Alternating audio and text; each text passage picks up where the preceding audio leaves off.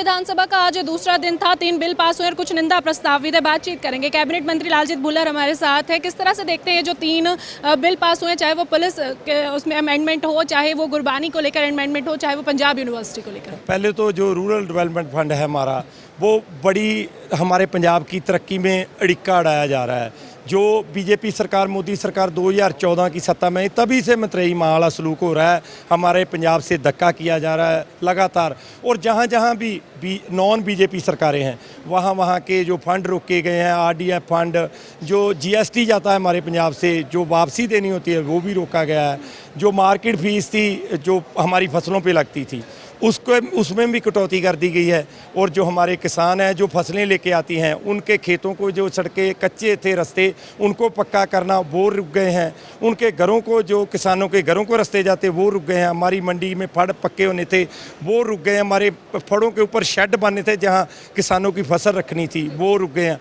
हमारे मज़दूरों और किसानों के आराम करने के लिए जो कमरे बनने थे वो भी बीच में रह गए हैं। और ये जो कर रही है बीजेपी सरकार, मैं तो उन लोगों से बेनती करूंगा जो हमारे पंजाब के लीडर सत्ता के मारे बीजेपी में धड़ाधड़ शामिल हो रहे हैं। पहले बीजेपी की जो मोदी सरकार है उससे बात करें कि जो हमारे पंजाब के फंड रोके हैं, कल को इन लोगों ने भी इलेक्शन लड़नी, किस मुद्दे पे लड़नी है? हमारे पंजाब के जो फंड हैं वो किसानों के पैसे हैं, वो पंजाब के लोगों के पैसे हैं। पहले वो पैसे तो दिलाएं, फिर बीजेपी में जाएं, चाहे जिस पार्टी में भी जाएं। लोगों को सोचना चाहिए, ये नहीं सोचना चाहिए कि हमें कुर्सी मिल जाए, ये सोचना चाहिए हमारे पंजाब के लोगों को सहूलतें मिले। हम इलेक्शन क्यों लड़ते हैं, क्यों सियासत में आते हैं? कि हम अपने लोगों के लिए लड़ सकें, हम अपने लोगों के लिए सहूलतें ला सके। अगर ये कुछ कर ही नहीं सकते तो फिर बीजेपी में जाने का इनको क्या फ़ायदा? साहब, आपके साथ ये जानना चाहेंगे कि पंजाब यूनिवर्सिटी के जो वाइस चांसलर हैं उसको लेकर के भी मुख्यमंत्री अपने पास रखना चाहते हैं, क्योंकि हाल ही में देखा गया कि मुख्यमंत्री और गवर्नर के बीच जो काफ़ी एक रेड का चलता रहता है, क्या ये उसका सिला है?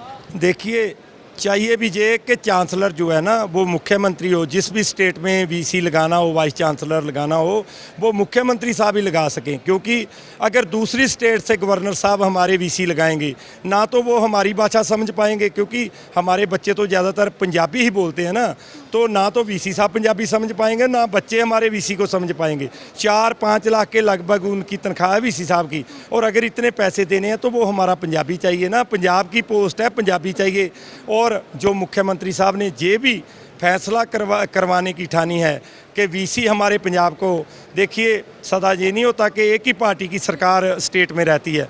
चाहे कल को किसी की भी सरकार हो, कोई भी मुख्यमंत्री हो, और उसमें ये ताकत हो कि जो वाइस चांसलर है वो पंजाब का मुख्यमंत्री लगा सके। ये पंजाब की लड़ाई है, पंजाब के लोगों की लड़ाई है, और जो मुख्यमंत्री साहब ये लड़ाई लड़ रहे हैं इससे जीत होगी। क्योंकि जो सच्चाई के रास्ते पे चलता है उसके साथ परमात्मा जो है अटल होके खड़ा हो जाता है। बाबा नानक उसके सर पे हाथ रख देते हैं, और हमारे मुख्यमंत्री साहब सच्चाई के रास्ते पे चल रहे हैं, हमारी जीत होगी।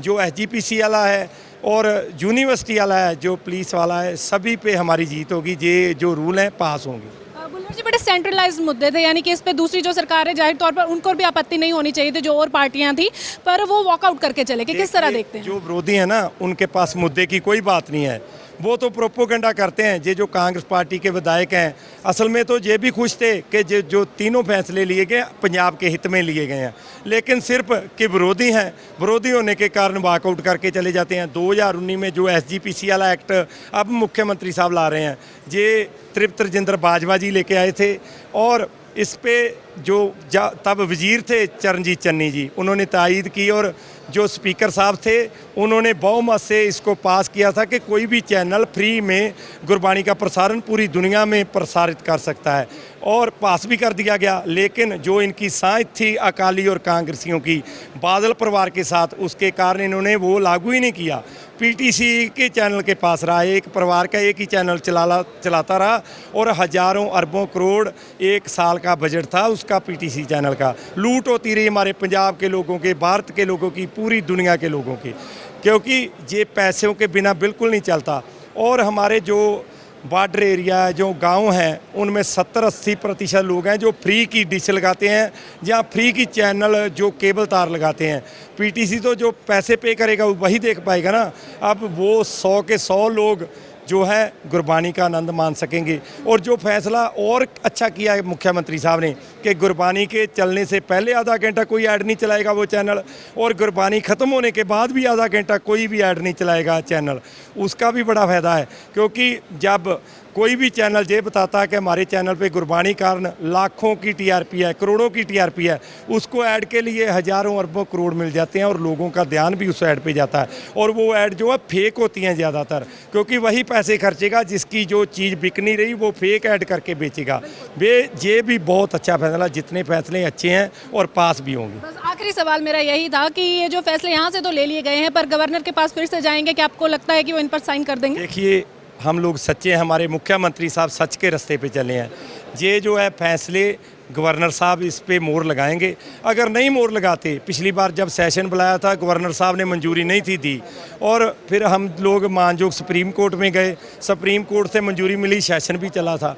वैसे ही अगर ये मंजूरी नहीं देते, मानजोग हाई कोर्ट है, मानजोग सुप्रीम कोर्ट है, ये फैसले लागू करवा कर रहेंगे। हमें कानून पे भरोसा है। धन्यवाद। ये थे हमारे साथ कैबिनेट मंत्री लालजीत भुल्लर, जिन्होंने आज के सेशन पर बात की, आज जो यहाँ पर प्रस्ताव लाए गए थे जो पास हुए हैं उन पर बात की। पर खास तौर पर इनका कहना ये था कि बेशक पंजाब में मुख्यमंत्री और राज्यपाल के बीच टसल देखने को मिल रही है, पर कहीं ना कहीं इनका कहना है कि अगर राज्यपाल इनके जो प्रस्ताव लाए गए हैं और वो पारित किए गए हैं उन पर साइन नहीं करते तो ये लोग फिर से कोर्ट का दरवाजा खटखटाएंगे। वीडियो जर्नलिस्ट शरद के साथ खबरें अभी तक के लिए चंडीगढ़ से हरसिमरत।